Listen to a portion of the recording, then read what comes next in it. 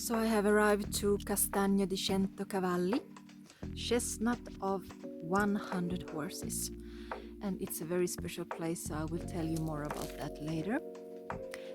And this time is perfect to come here. It's August, no one is here. Everybody are by the seaside. And the temperature is really nice. So let's go and check out the tree.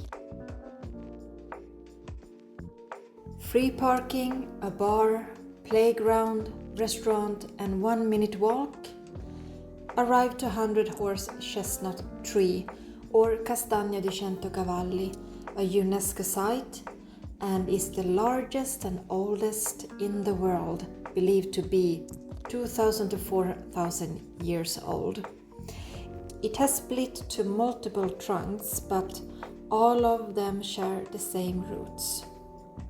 The entrance is free, as of today's info, and with enough fantasy one can see animal shapes. In the beginning a swordfish, and perhaps you can see the pig face at the end.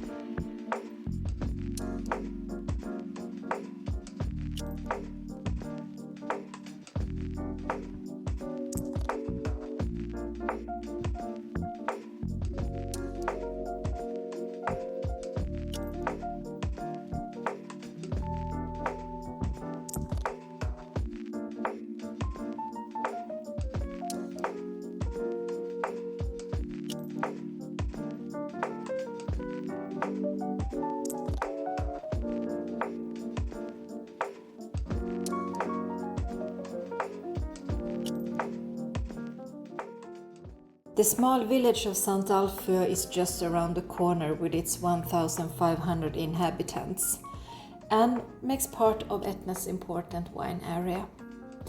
The wine museum is of course always closed, but stayed at a bar, Papotto, for some refreshments. The owner was so kind to gift oven-fresh biscuits to bring home. The small villages in Sicily are actually my favorite places to visit.